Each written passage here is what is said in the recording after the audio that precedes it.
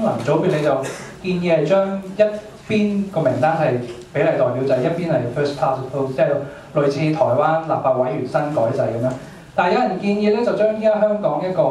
係 unicameral legislature 係改咗一個 bicameral 嘅，即係類似美國咁樣。咁將呢個 upper house 咧就擺喺功能組別入去。咁你覺得呢個制度可唔可行？無論係 bicameral system 或者係我用呢個 mixed geographical list PR system 咧，都係希望做到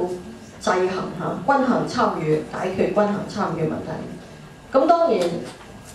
譬如我舊上司鍾逸傑爵士，佢參照英國，佢話不如 bicameral 啦，兩院制啦。下議院就係直選嘅，上議院就係保留功能組別嘅代表啦，因為佢覺得咁樣均衡參與啊嘛。好多人有唔少人認為㗎，雖然話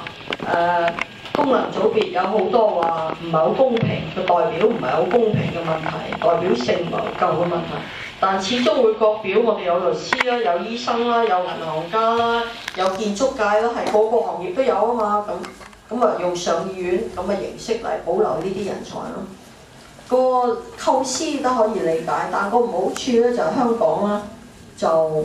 如果咁樣分兩院制討論咧，我覺得會討論更長。而家我哋做好多建設項目咧，已經係比以前慢好多，即係民主制度都要喺討論同埋執行要攞到個平衡嘅participation and effectiveness 啦。我老師作嗰篇文章。The Three Paradoxes of Democracy， 民主嘅三個吊詭咧，就係民主政制咧。如果做得好，應該一方面做到係有好多嘅市民參與，另一方面做啲嘢嘅時候咧，一樣要有效率嘅。咁而家各位都知道咧，自從踏入咗民主年代，我哋好多嘢傾耐咗好多啦。西九龍、東九龍嗰啲真係傾咗好多年都未上到馬。咁如果你但係再上下議院傾，咁咪仲傾得耐？我哋個效率方面可能會個問題大，同埋亦都可能更加令到直選出嚟嘅議員同功能代表嘅議員咧，更加個矛盾尖鋭化，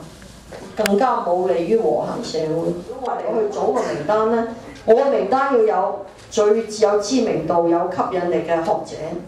或者係醫生，